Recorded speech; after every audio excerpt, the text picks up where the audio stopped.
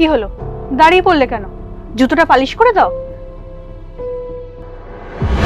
মাস্টারমশাই, আমি যে লেখাপড়া শিখেছি তার হাতে খড়ি আপনার হাতে।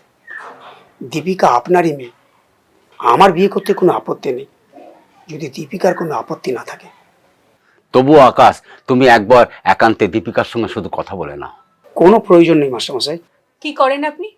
আকাশ, মাস্টারমশাই, আমি বলছি কাল সকাল 10টার সময় গোপালপুর মোড়ে চলে এসো, তাহলেই জানতে পারবে আমি কি করি। কি হলো, কি এত ভাবছো? এই কাজ দেখাবার জন্য তুমি আমাকে গোপালপুরের মোড়ে আসতে বলেছো? তুমি কি ভেবেছো এই কাজ দেখে আমি একেবারে আনন্দে আত্মহারা হয়ে যাব? পৃথিবীতে কোনো কাজই ছোট নয় দীপিকা। তাহলে ওই পয়সাওয়ালা বড় লোকগুলো কি বলো না, ওই ফুটপাতে থাকা ঝুপড়িতে থাকা মানুষগুলোকে বিয়ে করে নিতে? তাহলে তো দেশে কোনো গরিবই থাকে না। দীপিকা, তুমি কি একটা মুচির সঙ্গে ঝগড়া করছো? আমাদের দেরি হয়ে যাচ্ছে, চলে আসো। এদিকে এসো অজয়, একটা ভেরি ইন্টারেস্টিং সিচুয়েশন, দেখে যাও।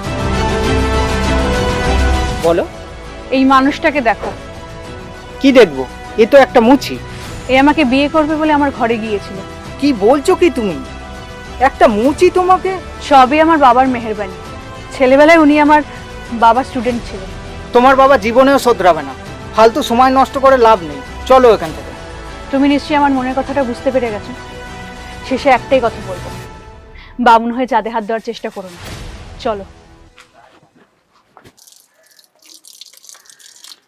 গিয়েছিলিস আকাশের সঙ্গে দেখা করতে?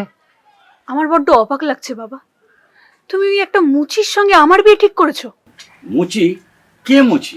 আকাশ। কেন, তুমি জানো না? তোর মাথা খারাপ হয়ে গেছে? আরে আকাশ দুটো কোম্পানির মালিক। বাবা, তোমার মাথা খারাপ হয়ে গেছে। আমি নিজে গিয়ে দেখে এলাম ও রাস্তার ধারে বসে জুতো পালিশ করছে।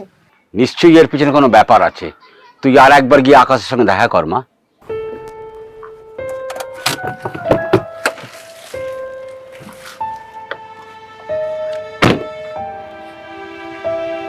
কি ব্যাপার দীপিকা, তুমি এখানে? তোমার সাথে আমার কাছে কথা বলার আছে আকাশ। তোমার সাথে আর কোনো কথা থাকতে পারে বলে আমার মনে হয় না দীপিকা। আমার ভুল হয়ে গেছে আকাশ। ভুল নয়, তোমার জায়গায় তুমি একদম ঠিক আছো দীপিকা। ভুল তো আমার হয়েছিল তোমাকে চিনতে। ভেবেছিলাম তুমি আমার মাস্টারমশাইয়ের মেয়ে, যে মাস্টারমশাই মানুষকে মানুষের চোখে দেখে, কর্ম দিয়ে বিচার করে না। যাক, আমার একটা আর্জেন্ট মিটিং আছে, আমি আসছি। আমার একটা কথা শোনো আকাশ। আর শুনে কোনো লাভ হবে না দীপিকা।